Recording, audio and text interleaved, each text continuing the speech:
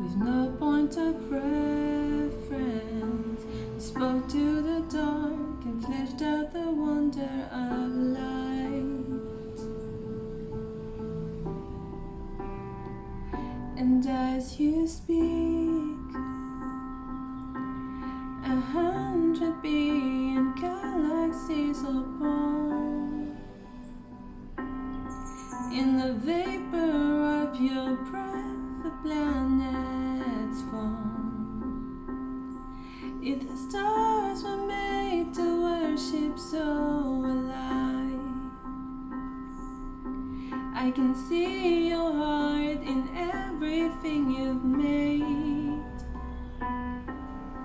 Every burning star, a single fire of grace. If creation sings your praises, so alive.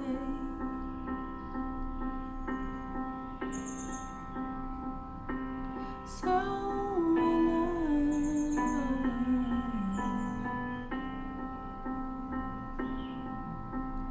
God of your promise, you don't speak in vain, a syllable empty or void.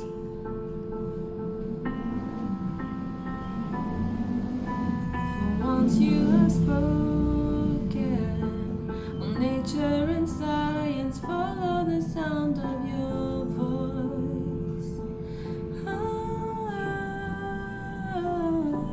As you speak, 100 billion creatures catch your breath, evolving in pursuit of what you saved.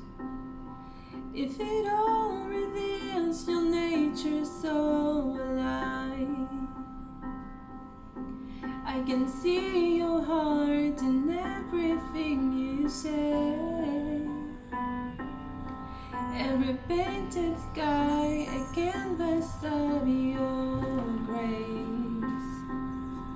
If creation still obeys you, so alive.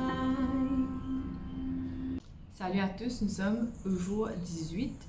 Dieu est souverain de la nature. Si vous voulez savoir si Dieu est vraiment celui qui a créé la terre, s'il a vraiment le pouvoir sur la terre, je vous invite à rester connectés. Nous allons apprendre cela ensemble. Tout d'abord, nous allons prier. Seigneur, alors que nous sommes ensemble pour étudier ta parole, nous te demandons que tu puisses nous aider à comprendre ce que tu as à nous enseigner, que cette nourriture spirituelle nous fasse du bien. Aide-nous afin que nous puissions être touchés par le Saint-Esprit, afin que nous puissions t'écouter, nous parler. Nous te demandons toutes ces grâces dans le nom de Jésus. Amen. Le Dieu souverain de la nature. Nous voyons dans la Bible que Dieu est le Créateur. C'est lui qui a créé toutes choses. Et non seulement il a créé les choses, mais pour lui, il n'est pas limité, restreint par la nature, par les lois de la nature. Nous pouvons le voir dans la Bible tout au long de l'histoire, dans l'Ancien Testament, dans le Nouveau Testament. Nous voyons que Dieu est au contrôle de la nature. C'est lui qui a le contrôle total. C'est vrai qu'on peut se demander, mais est-ce que c'est Dieu qui est vraiment au contrôle? Il a donné la domination à Adam lorsqu'il a créé la terre. Il a dit à Adam, tu domineras sur la terre, tu prendras soin de la terre, de tous les animaux qui y sont.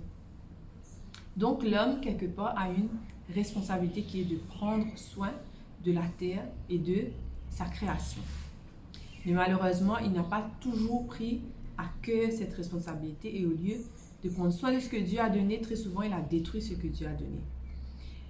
Mais par rapport à son choix, lorsque Adam a fait le choix de pécher, il a laissé le contrôle à Satan. Mais est-ce que Satan vraiment est au contrôle sur cette terre? Si, on le voit à travers l'histoire, on le voit à travers l'Ancien Testament et même le Nouveau Testament, que Satan il est au contrôle sur la terre. C'est celui qui règne, on va dire. Et où on a vu vraiment ses agissements, ses actions, on l'a vu à travers l'histoire de Job, pour commencer. Quand vous allez dans l'Ancien Testament, vous lisez l'Ancien Testament, l'histoire de Job, vous voyez que Job était un homme selon le cœur de Dieu. Et il y aura une rencontre entre Satan et Dieu. Et alors que Satan était en train d'aller vaquer sur la terre, Dieu va dire à Satan, « Est-ce que tu as remarqué mon serviteur Job ?» Et Satan va dire, « Oui, Job était fidèle, mais c'est parce que tu l'as béni. » Et effectivement, Job était très riche en troupeaux à l'époque. Il avait 10 enfants, ce qui était une richesse en soi, parce qu'à l'époque, plus on avait d'enfants, plus c'était une bénédiction de l'Éternel. C'était un homme qui avait tout. Et Satan va lui dire, mais bien sûr que Job est fidèle, parce que tu lui as tout donné. Et Dieu va lui dire, bon d'accord, si c'est comme ça, je te laisse le contrôle, mais ne touche pas à sa vie. Et là, Satan va descendre sur la terre et il va faire tomber le feu du ciel pour exterminer le troupeau de Job. Une partie du troupeau va être volée par des ennemis. Ces enfants, alors qu'ils étaient en train de fêter, faire la fête ensemble, sous le même toit, un vent va souffler, la maison va s'écraser et ils vont tous périr d'un coup. L'histoire ne se termine pas là, elle continue. Satan ira voir Dieu à nouveau. Dieu va attirer l'attention de Satan sur Job. Il va lui dire, as-tu remarqué mon serviteur Job? Satan va lui dire, bien sûr, j'ai remarqué ton serviteur Job. C'est vrai que j'ai tout pris, c'est vrai qu'il ne lui reste plus de troupeau, ses serviteurs sont morts. Ça ne va pas pour lui, il a perdu ses 10 enfants, mais il reste fidèle parce que tu n'as pas touché à sa vie. Si tu avais touché à sa vie, tu verrais qu'il te maudirait en face. Et Dieu va lui dire, ok, je te permets de toucher à sa santé, mais tu ne le tues pas. Satan va venir et va faire Job tomber malade. Il aura un ulcère malin. La Bible nous dit qu'il prenait un tesson de bouteille, mais à l'époque, il n'y avait pas de tesson de bouteille, c'était un tesson de vase. C'est-à-dire c'était un pot cassé. Et il prenait cela et il se grattait avec. Il grattait ses plaies douloureuses. Sa femme viendra le voir, lui dit comme ça, Job, maudit Dieu et meurt. Entre autres, sa femme lui dit, suicide-toi. Et malgré tout cela, il ne va pas faillir. Et quand vous allez voir l'histoire, elle se termine extrêmement bien parce que à la fin de l'histoire de Job, Dieu va lui rendre 2 fois plus que ce qu'il n'avait perdu. Il aura 5 fils, 5 filles, et ces filles étaient les plus belles de toute la ville. Et il va être rassasié de joie dans sa vieillesse. Tout ça nous montre que Satan, il a un pouvoir sur l'homme. Il est capable de manipuler la nature parce qu'il fera descendre le feu du ciel. Il fera un vent souffler sur ses enfants, sur les enfants de Job. On voit qu'il a un grand pouvoir sur la terre. Mais ce pouvoir qu'il a est limité par Dieu. Il n'a pas tout le contrôle parce qu'imaginez, si Satan avait le contrôle total sur la terre, où serions-nous? Nous serions tous morts, c'est sûr. C'est pour ça que Dieu envoie ses anges pour nous protéger contre les anges déchus, pour nous protéger tous les jours parce que nous avons besoin de grâce tous les jours, nous avons besoin de la protection de Dieu tous les jours. Et c'est une grâce, comme je viens de dire, que Dieu nous fait d'être vivants chaque matin, de pouvoir vaquer à nos occupations. À quel moment est-ce que nous voyons Dieu à l'œuvre et il déjoue les lois de la nature? Parce qu'il est Dieu, il a le pouvoir. On le voit dans l'Ancien Testament, dans l'exemple du déluge. Après la création de la terre, Dieu va voir que le mal était trop grand et il va décider de nettoyer, de purifier la terre avec le déluge. Et Noé et sa famille, 8 personnes, seront les seuls à être sauvés à ce moment-là. Et on voit des traces du déluge de nos jours parce que la base du bateau est toujours en Turquie et il y a des personnes qui vont visiter cela de temps en temps. On voit aussi que dans plusieurs pays, ils vont mentionner le déluge. Tout cela nous prouve que le déluge a existé. Le déluge a eu lieu. Et ce n'est pas les seules preuves que nous avons. Nous avons aussi des preuves de la magnificence, de la grandeur de Dieu à travers beaucoup d'autres exemples. Par exemple,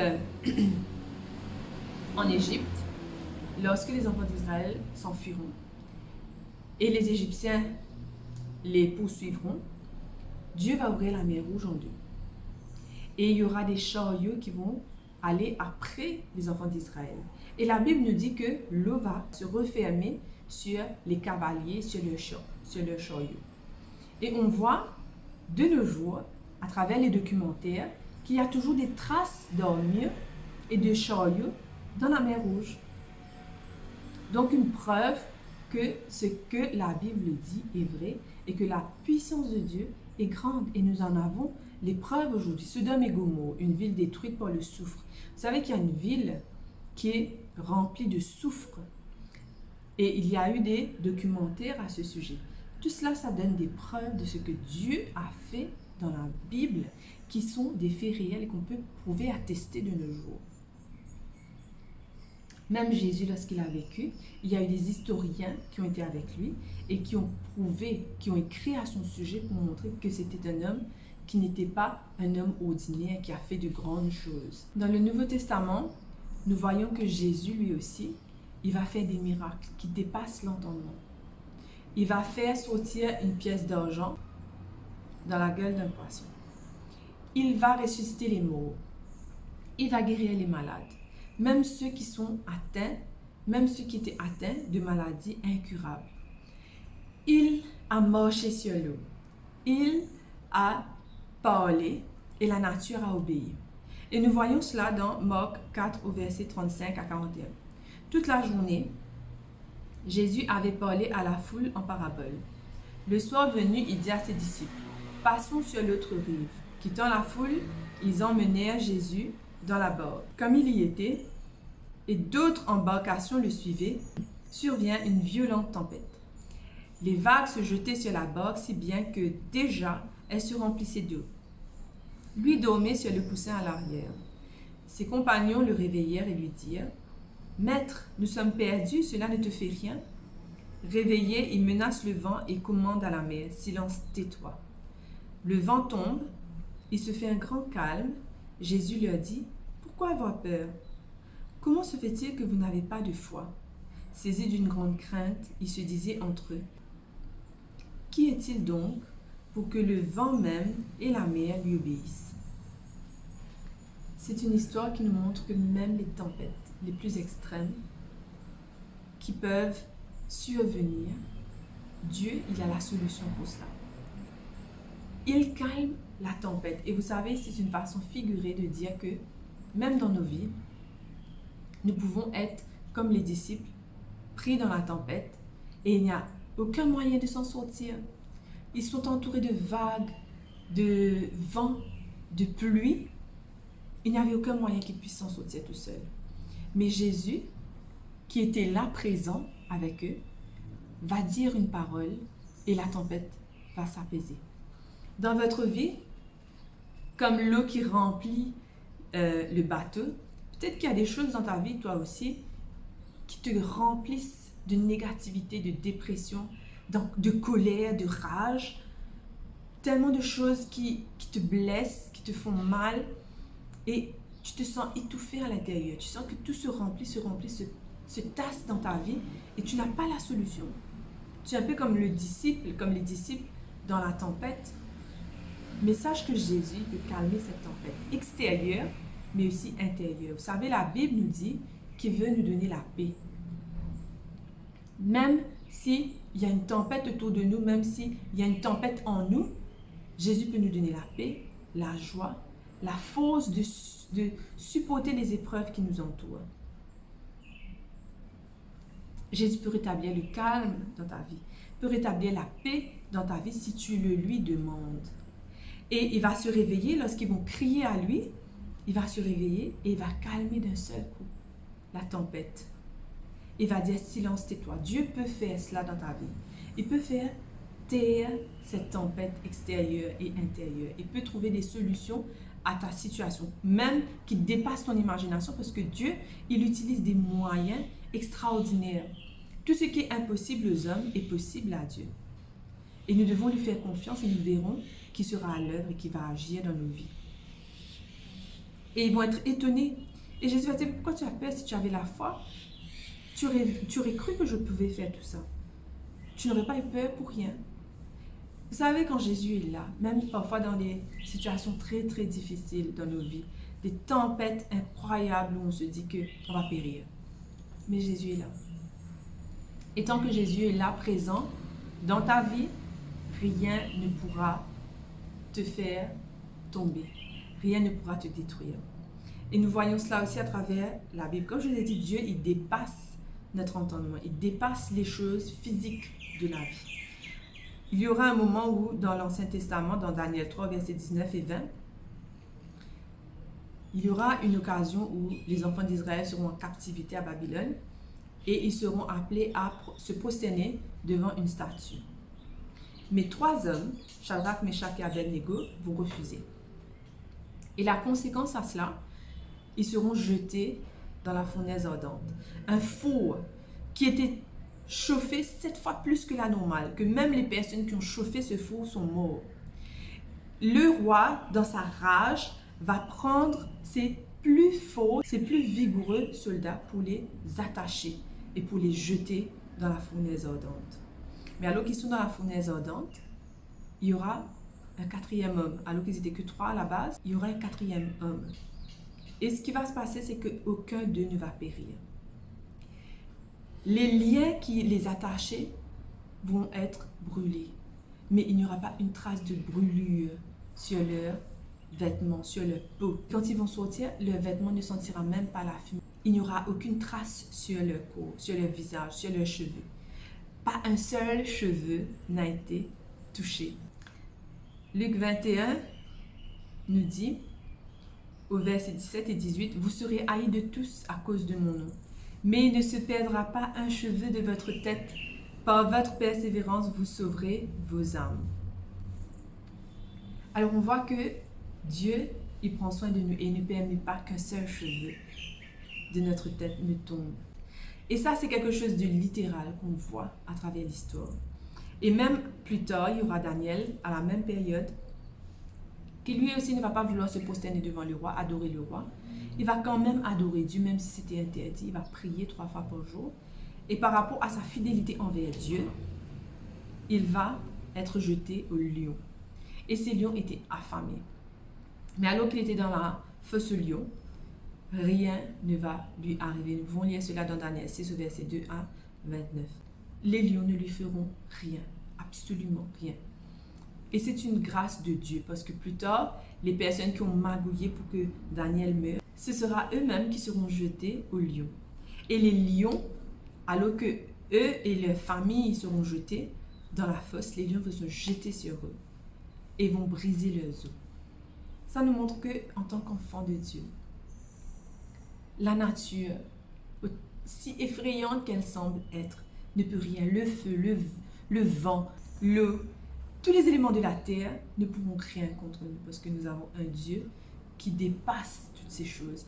C'est important de savoir, à travers l'histoire que je vous ai racontée, par rapport aux 3 hommes qui étaient dans la fournaise ardente, par rapport aux lions qui n'ont pas touché, un seul cheveu de Daniel, ça nous montre que Dieu n'aime pas l'idolâtrie. Ils ont préféré adorer Dieu. Ils ne se sont pas prosternés devant des statues. Même au risque de mourir, ils n'ont pas adoré des images taillées, des statuettes, parce que Dieu a en horreur cela. Ça fait partie des commandements. Dieu a dit, tu n'auras pas d'autre Dieu devant ma face, tu ne te feras pas d'image taillée et tu ne te prosterneras pas devant elle. Si vous lisez l'Ancien Testament, vous verrez tout au long de l'histoire qu'on nous parle de Dieu qui est en abomination, ces choses. Et ces hommes, ils étaient fidèles à Dieu, ils étaient prêts même à mourir s'il fallait, parce qu'ils voulaient rester fidèles à leur Dieu. Pour rien au monde, ils ne voulaient faire ce qui était contraire à ce que la parole de Dieu nous enseigne. Lazare, alors qu'il va mourir, pendant 4 jours, Jésus va le ressusciter.